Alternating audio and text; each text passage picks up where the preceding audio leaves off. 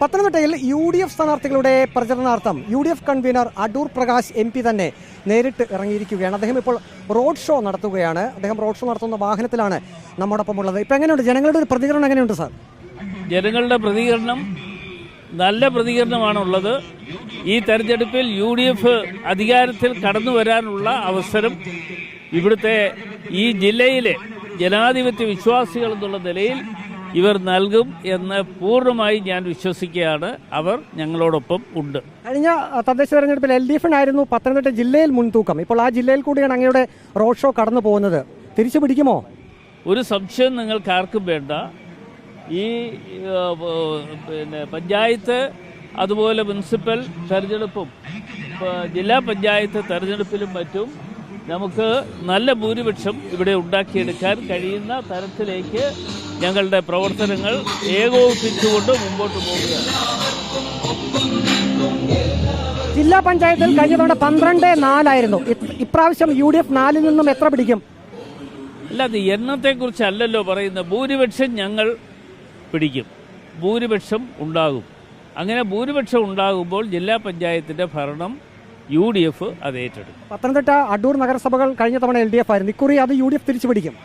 അടൂർ നഗരസഭയും UDF തിരിച്ചു പിടിക്കുമെന്ന കാര്യത്തിൽ ആർക്കും ഒരു സംശയം വേണ്ട. ഞങ്ങൾ പൂർണ്ണമായ വിശ്വാസത്തിലാണ്. പൂർണ്ണമായി ഞങ്ങൾ അത് ആ വിശ്വാസമെന്ന് മാത്രമല്ല, ആ വിശ്വാസ പ്രമാണങ്ങൾ ഞങ്ങളെ സംബന്ധിച്ചിടത്തോളം ആത്മവിശ്വാസം തരുന്ന ഒരു കാര്യമാണ്. രാഹുൽ മാങ്കൂട്ടത്തിൽ വിഷയം UDF-ന് നെഗറ്റീവ് ആകുമോ? ഒരിക്കലുമല്ല. ഞങ്ങൾ എടുക്കേണ്ട തീരുമാനങ്ങൾ ഞങ്ങൾ എടുത്തിട്ടുണ്ട്. ആ തീരുമാനങ്ങളുടെ അടിസ്ഥാനത്തിൽ ഞങ്ങൾ കാര്യങ്ങൾ മുമ്പോട്ട് പോയിട്ടുണ്ട്. സംസ്ഥാനത്തും UDF-ന് തന്നെയായിരിക്കും മുൻതൂക്കം. ആ രീതിയിൽ തന്നെയുള്ള പ്രചരണവുമായിട്ട് തന്നെയാണ് മുന്നോട്ട് പോകുന്നത്.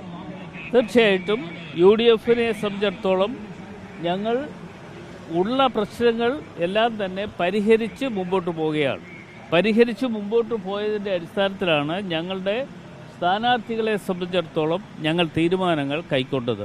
ആ തീരുമാനങ്ങൾ കൈക്കൊള്ളുക മാത്രമല്ല, എവിടെയെങ്കിലും അഭിപ്രായ ഭിന്നതകൾ ഏതെങ്കിലും തരത്തിലുണ്ടെങ്കിൽ അത് പരിഹരിച്ചുകൊണ്ടാണ് മുമ്പോട്ട് പോയിട്ടുള്ളത്. കഴിഞ്ഞ തവണ പത്തനംതിട്ട ജില്ലയിൽ ഈ റിബലുകൾ UDF-ന് വലിയ ഭീഷണിയായിരുന്നു.